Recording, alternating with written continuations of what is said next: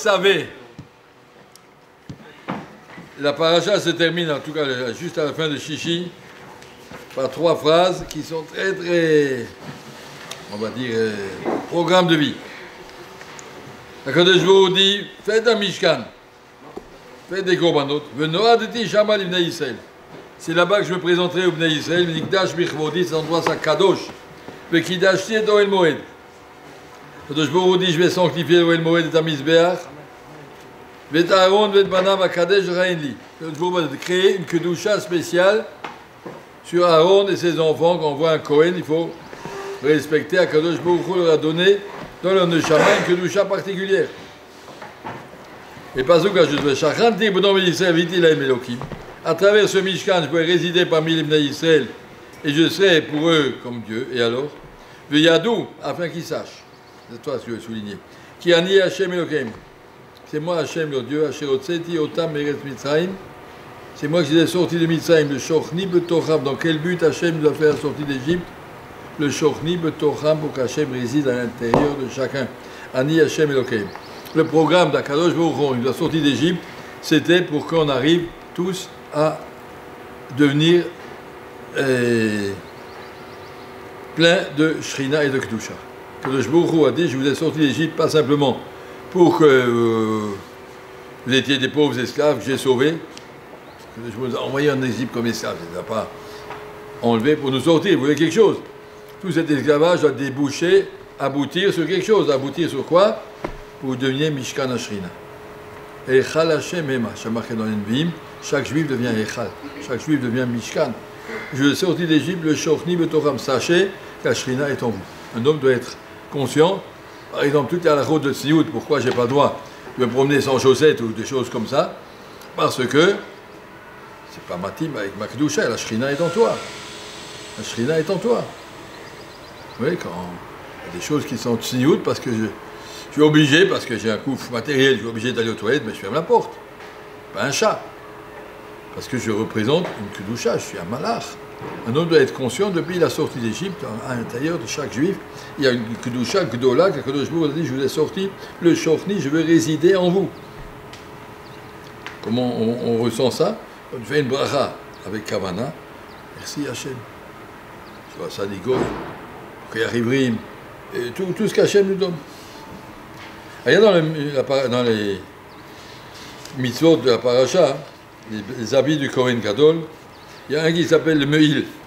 C'est comme un grand talit katan tout bleu, avec des clochettes en bas. Vasita et Me'il a efotlit de Chelet, avec une doublure autour du col. Vasita al shulav rimonet Chelet v'agaman. En bas de ce Me'il, il n'y a pas de tzitzit, mais il y avait des grenades en fil, bleu et rouge et vert, Tola Tchani, toutes sortes de couleurs, Ashulav Saviv, tout autour, ou par Monez Zahav Tocham Saviv, et des clochettes entre Parmon Zahav et Rimon, un Rimon, une clochette, un Rimon, une clochette, Parmon Zahav, Rimon, Parmon Zahav, Rimon, Ashulav Mil Saviv. Pourquoi ça symbolise quoi? Qu'il faut des clochettes et des rimonim en bas du Me'il du Kohen Gadol. Ve'aya la Haron de Charette. Aaron va mettre ça quand il sera en service, mettre cet habit bleu, très laid, avec les clochettes et les rimonim. Venishma kolob vo el hakodesh ifnei Hashem utzeto v'lo yamut. On entendra quand il parle, quand il rentre dans le Kodesh et quand il sortira v'lo yamut. Chavetz Chaim explique c'est quoi le symbole, ce rimon. Rimon c'est une boule, comme une grenade, une boule. Le rimon n'a pas de paix, c'est une boule fermée qui apprend à un homme, apprends à te taire. Le Me'il est un kapara sur le Shonara, c'est marqué. Le Me'il va y apir au chaud, betocho, il est recouvert kafou, safaye, le pif, saviv, ikaria. Il faut mettre une doublure autour de la bouche, ikaria, que tu n'ouvres pas. Un homme doit apprendre à se taire. Ça, c'est la première ma'ala. Un homme doit apprendre, ma'yase adam ba'olam mazé, ma'umanuto, quel métier, la Gemara demande, quel métier il faut apprendre dans la vie? Apprendre un métier. La Gemara dit, apprends à te taire. C'est un grand métier. Il y a des gens là où on les entend, ils sont là, on les entend partout. On n'entend que lui. Apprends à te taire. Rimon, apprends à te taire. Première chose, tu vas voir le Me'il, surtout le Me'il, c'est cet habit de Trélet qui représente sous la couleur de la Shrina, comme on dit dans le Tzitzit. Comme on a dit tout à l'heure, la Shrina est en toi, tu la représentes. Ne la gaspille pas, ne la chasse pas cette Shrina. Apprends à te taire, apprends à te rimon. Mais si un homme il va se taire, alors qu'est-ce qui va lui rester dans la vie? Mais toute la journée je me tais, c'est un imbécile, quoi. C'est un beau bonhomme. Non, pas un monde, des clochettes.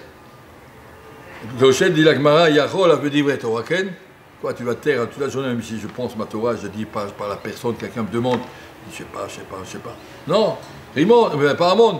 La Gemara dit, il faut se taire, mais lorsqu'il s'agit d'ivrer Torah, c'est dès que tu as besoin de parler d'ivrer Torah, parler.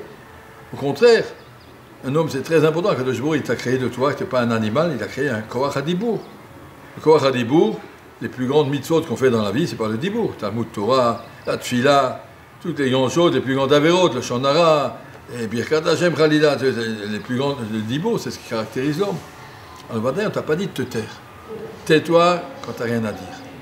Pas la peine de parler. Apprends à te taire. Mais lorsque tu es dans l'ivret Torah, c'est dès que tu parle, explique, vas-y, toute la journée on va t'entendre. Chavetz Chaim, il y a un qui allait chez Rabbi Chonon Wasserman et qui lui a dit, je ne comprends pas pourquoi on dit que Chavetz Chaim c'est Gdolador. Il a un gendre, qui s'appelle Rabbi Milson, qui est un tzaddik nifla. Il parle presque rien, Chavetz Chaim, tout le temps il parle. Il est beaucoup plus kadosh que son beau-père. Je ne sais pas pourquoi vous dites que Chavetz Chaim c'est Gdolador. Rabbi Chonon lui a dit, Chavetz Chaim il est assez kadosh pour pouvoir parler toute la journée. Son gendre, il a peur, alors il ne parle pas. Il a peur de dire des bêtises, alors il ne parle pas. Chavetz Chaim, il était assez kadosh. Nishma, on entendait clochettes toute la journée. Nishma kolo be'oel hakodesh. Là, quand quelqu'un venait de Chavetz Chaim, il y a toujours quelque chose à lui dire, un moussar, un machal, un chizouk, un truc. Il était tout le temps en train de parler. Quand chacun dans la halakha, il connaissait, dans le hashkafa, dans les yirat shamayim, il a toujours quoi dire. Chavetz Chaim, nishma kolo. Si quelqu'un est amit racham, au contraire, ce n'est pas un métier où on apprend à s'étouffer et à dire, voilà, prends tais-toi, te mettre dans un coin, c'est pas au contraire. Lui qui a quelque chose à dire, au contraire, dis-le, la Torah veut tzedek daberon, faites connaître la Torah. Ça c'est le kol, ça c'est Nishma Kolo, il termine en disant, et celui-là, que sa voix résonne pour le livret Torah, le Nishma Kolo, la Kodesh, Kadosh Baruch Hu va l'écouter quand il viendra prier. Pourquoi? Où il faisait Hachem Botzeto. Il va se présenter, Kadosh Baruch Hu va l'écouter, quelqu'un qui utilise sa bouche pour des livrets Torah et qui fait attention de ne pas parler de bêtises, des stam, des tzanout et des rigoler pour rien, mais au contraire garder sa bouche pour avoir kadosh, sa bouche elle est kadosh, quand il va prier, Kadosh Baruch Hu va l'écouter, Nishma Kolo la Kodesh. Donc c'est comme de tout ça, un homme doit être conscient de la grandeur de sa neshama. Nous avons en nous une neshama kedosha, nous avons en nous un beget chelet, une neshama kedosha qu'il faut s'en occuper et il faut la ramener. Neshama shnatatabi, tu auras une fois Chavetz Chaim, c'était un vendredi soir. À la fin de la tfila, il a dit, après le repas, vers 23h, tout le monde vient chez moi, j'ai quelque chose de très important à vous dire. Toutes les yeshivas sont arrivées, c'était avant le confinement, 400 personnes qui étaient là devant la maison de Chavetz Chaim le vendredi soir. Chavetz Chaim m'a dit quelque chose de très important à vous dire. Et il a pris, une neshama, il leur a expliqué, Hachem, tu as mis en moi une neshama. Cette neshama, c'est toi qui l'as mise en toi. Toi qui me la protège dans mon cœur, dans mon corps, c'est toi qui vas me la reprendre et c'est toi qui vas me la remettre après à Triat HaMetim. Vous avez entendu ce que je vous ai dit à l'automne.